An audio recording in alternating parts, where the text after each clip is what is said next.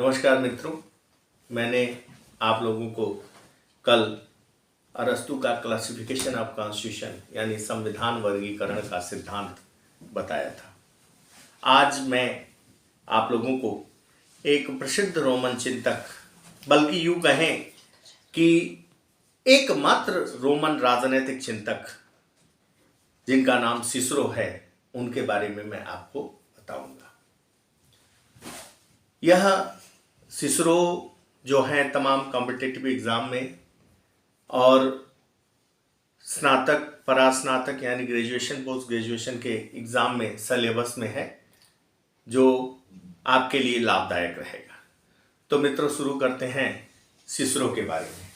जैसा कि आप बोर्ड पे देख सकते हैं, मैंने लिखा है सिसरो 106 से 43 ईसा पूर्व, यानी 106 ईसा पूर्व में इनका जन्म हुआ और 43 ईसा पूर्व में इनकी मृत्यु हुई। मैंने बताया भी आपको कि यह एकमात्र रोमन चिंतक थे। देखिए, रोम प्राचीन काल से ही अपने गणतंत्र के लिए बड़ा प्रसिद्ध रहा है। रोमन गणतंत्र बड़ा प्रसिद्ध गणतंत्र रहा है। यह जो सिसरो था वह रोमन गणतंत्र का प्रबल समर्थक था, लेकिन उस समय, सिसरो के समय, साम्राज्यवादी प्रवृत्तियां अपने आप को विकसित कर रही थी। निरंकुशवादी सैनिकवाद हावी हो रहा था, जिसका विरोध सिसरो ने किया।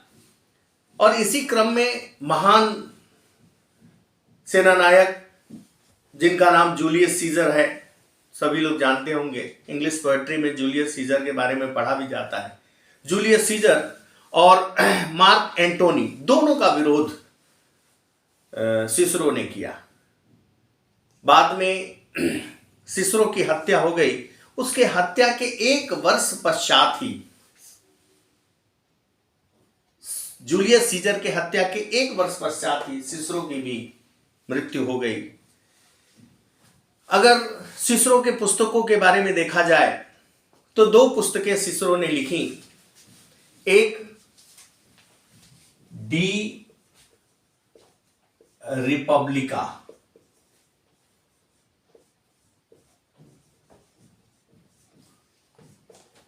दूसरा डी लेजिबस।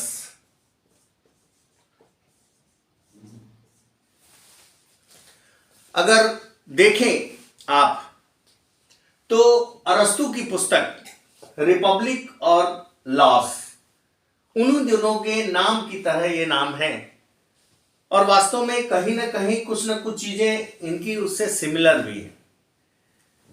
लेकिन अंतर क्या है कि जहां प्लेटो की पुस्तक रिपब्लिक एक आदर्श राज्य की बात करता है, वहीं सिसरो अपने इस रिपब्लिक में राज्य के व्यवहारवादी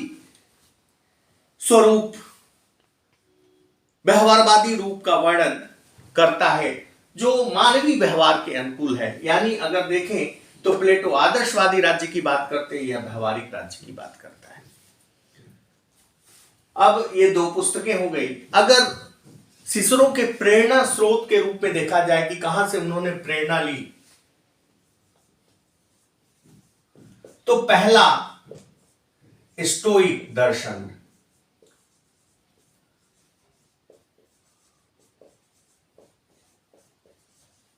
आगे मैं सिसरो के कानून संबंधी विचार बताऊंगा, तो वहां आपको प्राकृतिक कानून देखने को मिलेगा। वह प्राकृतिक कानून इसी स्टोइक दर्शन से प्रभावित होकर सिसरो ने लिया। दूसरा, अपना अनुभव, दूसरा उनका प्रेरणा स्रोत अपना अनुभव था एवं रोमन विधि का ज्ञान। रोमन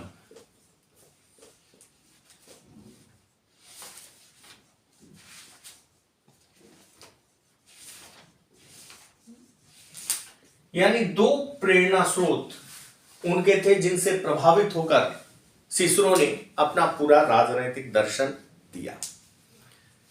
चूंकि सिसरो के बारे में एक बड़ी प्रसिद्ध लाइन थी कि सिसरो का चिंतन कोई चिंतन में कुछ भी मौलिकता नहीं थी। यानी आप देखेंगे कि जो उसके पहले या तो प्लेटो ने कही, या तो अरस्तु ने कही, या तो सोफिस्ट चिंतकों ने कही, या फिर व्यवहारवादी कुछ विचारक आए जैसे स्टोइक दर्शन, एपिक्यूरियंस दर्शन, इन लोगों ने जो बातें कही वही बातें सिसरो ने भी कही। उनके बारे में कहा भी गया कि सिसरो एक मौलिक विचारक नहीं थे, लेकिन सिसरो ने जो भी प्रस्तुत किया उसमें बड़ी मौलिकता थी, उनका प्रस्तुतिकरण बड़ा अच्छा था। इसीलिए कहा जाता है कि सिसरो एकमात्र रोमन राजनीतिक चिंतक था। अब उनके हम राजनीतिक विचार को देख लेंगे। राजनैतिक विचार सिसरो के, पहला राजनीतिक विचार जब हम देखना शुरू करते हैं तो जो पहला राजनीतिक विचार है वह राज्य संबंधी विचार, यानी राज्य के बारे में वो क्या सोचते हैं।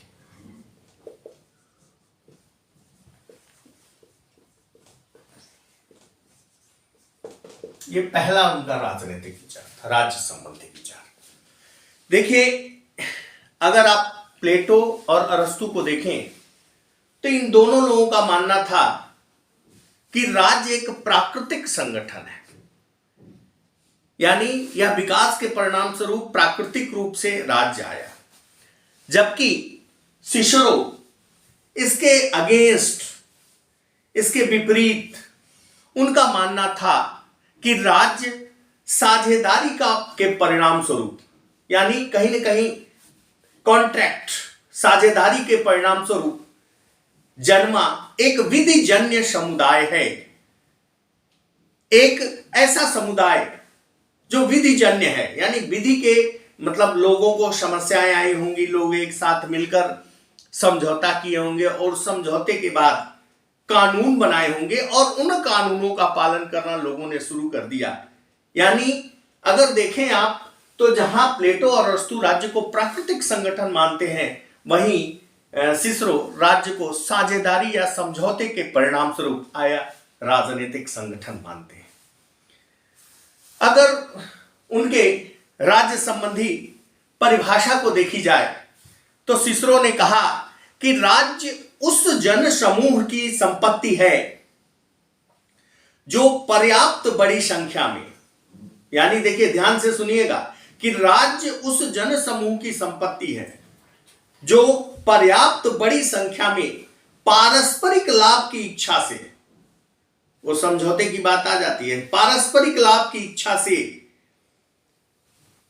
कानून तथा अधिकारों के बारे में एक सामूहिक सहमति द्वारा संगठित हो जाते हैं। ऐसे संगठन को वह राज्य कहता है। अगर उसकी इस परिभाषा के आधार पर हम राज्य के कुछ प्रमुख तत्व निकालें तो पहली चीज आती है कि राज्य जो है वो जनता की, जो अभी परिभाषा मैंने आपको बताई उसके अनुसार अगर उसके आधार पर निकाला जाए तो तीन चीजें स्पष्ट रूप से आती हैं कि जो राज्य है वो जनता की सार्वजनिक संपत्ति है। संपत्ति, ये पहली चीज आती है जो अभी परिभाषा मैंने आपको बताई कि राज्य उस जन समूह की संपत्ति है। वही बात यहां कहता है कि राज्य जनता की सार्वजनिक संपत्ति है। दूसरी चीज, ये तो ए हो गया। अब बी आइए, परिभाषा के आधार पे बी क्या, दूसरी चीज क्या निकलती है कि जो राज्य शक्ति है उसका प्रयोग जनहित में ही होना चाहिए। सिसरो का मानना था कि वास्तव में सामूहिक सहमति है, सामूहिक सहमति के आधार पर राज्य आया, तो राज्य शक्ति का प्रयोग जनहित में होना चाहिए। यहां देखिए, राज्य शक्ति का प्रयोग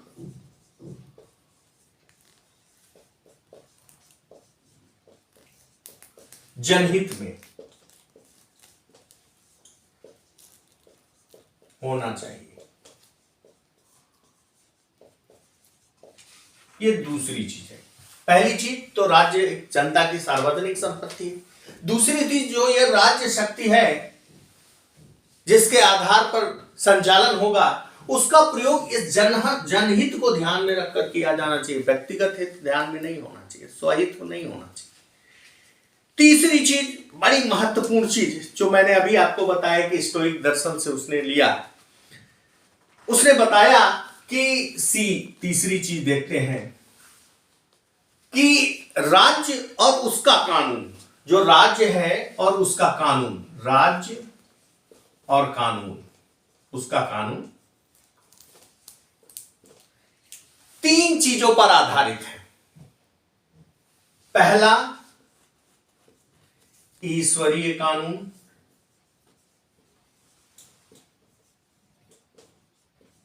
दूसरा नैतिक कानून, तीसरा प्राकृतिक कानून। इस प्राकृतिक कानून को आप नैतिक कानून कह सकते हैं। यानी सिसरो ने बताया, पहली चीज बताई कि राज्य जनता की सार्वजनिक संपत्ति है, दूसरी राज्य शक्ति का प्रयोग जनहित में होना चाहिए, तीसरी चीज राज्य और उसका कानून, इन तीन चीजों पर आधारित होने चाहिए। अगर इन तीन चीजों पर आधारित है तो मान्य है, अन्यथा मान्य नहीं है। ईश्वरीय कानून, नैतिक कानून और प्राकृतिक, बल्कि नैतिक और प्राकृतिक कानूनों को एक कानून कह सकते हैं। ये उसका राज्य संबंधी विचार हो गया। अब इसके बाद जो दूसरी चीज, जो उनके राजनीतिक विचार में दूसरा विचार आता है, वह आता है कानून संबंधी विचार।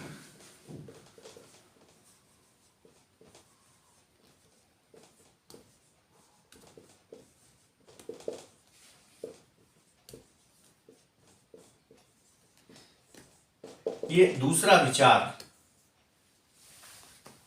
सिसरो का है, राजनीतिक विचार। अब देखिए, मैंने आपको बताया कि जो सिसरो थे वो स्टोइक दर्शन से प्रभावित थे, और स्टोइक दर्शन का पूरा आधार प्राकृतिक कानून था। इसलिए सिसरो भी अपने कानूनों का आधार, अपने कानून संबंधी सिद्धांत में प्राकृतिक कानून को मान्यता देते हैं। सिसरो का मानना था कि प्राकृतिक कानून संसार के सभी चल अचल, सजीव निर्जीव पदार्थों पर समान रूप से लागू होता है। यानी जो प्राकृतिक कानून है इस पूरे नश्वर जगत पर लागू होता है। उन्होंने बताया कि प्राकृतिक कानून सार्वजनिक, सार्वभौमिक, अपरिवर्तनशील, चिरंतर और शाश्वत है, जो सदा एक जैसा बना रहता है। अगर आप देखें तो बताया अपने कानून संबंधी विचार में सिसरो ने कि मनुष्य दो तरह के कानूनों के अधीन कार्य करता है। बेटा इसको ध्यान से सुनिएगा कि सिसरो के कानून संबंधी विचार, उन्होंने पहला बताया प्राकृतिक कानून, प्राकृतिक कानून, दूसरा राज्य निर्मित कानून।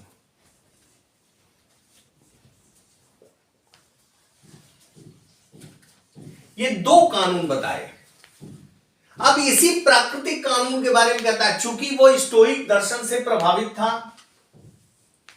और स्टोइक दर्शन प्राकृतिक कानून के आधार पर ही आया, तो उसने कहा ये प्राकृतिक कानून जो है ये नश्वर है, चिरंतर है, शाश्वत है, अपरिवर्तनशील है, सार्वभौमिक है और सभी चल अचल, सजीव निर्जीव सभी पदार्थों पर एक समान लागू है।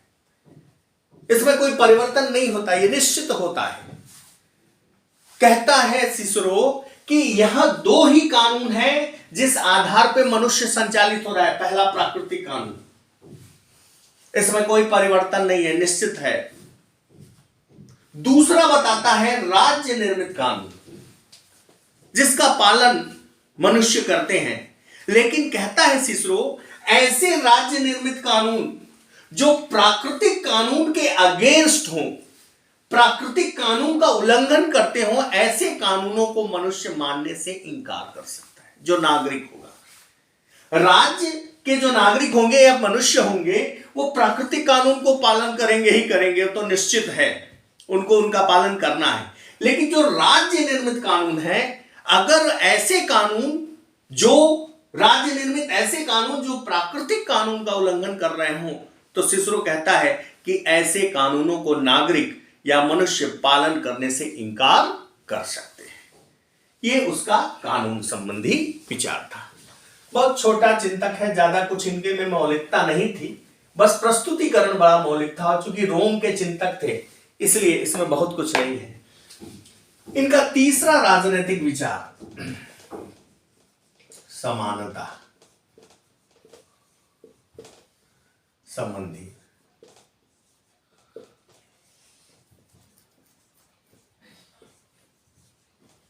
विचार, ये तीसरा है इनका था। अब देखिए, इस समानता संबंधी विचार पर भी प्रभाव स्टोइक दर्शन का था। सिसरो का मानना था कि सभी इस प्रकृति की देन है और प्रकृति ने सबको बराबर जना है, सबको बराबर अधिकार है।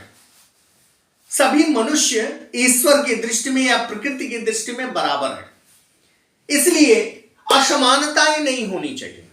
सबको समान रूप से ट्रीट किया जाना चाहिए, सबको समान रूप से दृष्टिगत रखना चाहिए। इसी को दृष्टि में रखकर सिसरो ने एक बहुत बड़ी बात कही। उन्होंने कहा कि जिस प्रकार प्रकृति ने रोम के लोगों को जन्मा है, वैसे ही प्रकृति ने विश्व के अन्य देश के लोगों को जन्मा है। इस तरह उन्होंने कहा यह पूरा विश्व राज्य है और सभी नागरिक उस विश्व के नागरिक हैं। यानी अगर सिसरो को देखें तो सिसरो कहीं ना कहीं सार्वभौम विश्व राज्य की सदस्यता की बात करते हैं। विश्व राज्य की सदस्यता,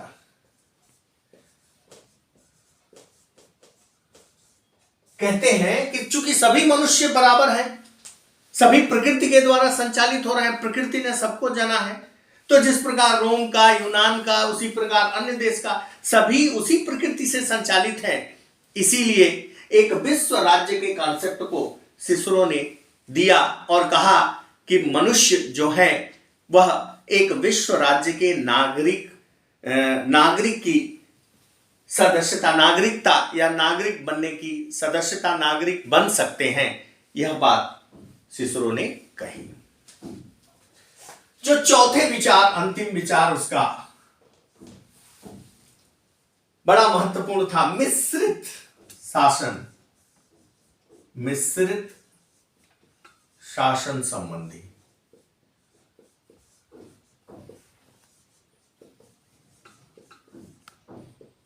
मिश्रित शासन संबंधी विचार, यह उनके राजनीतिक विचारों में यह अंतिम विचार था जिसको आपको पढ़ना है।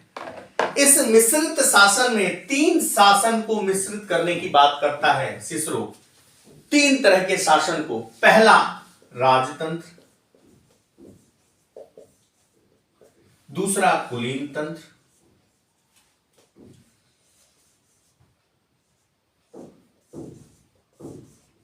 तीसरा जनतंत्र।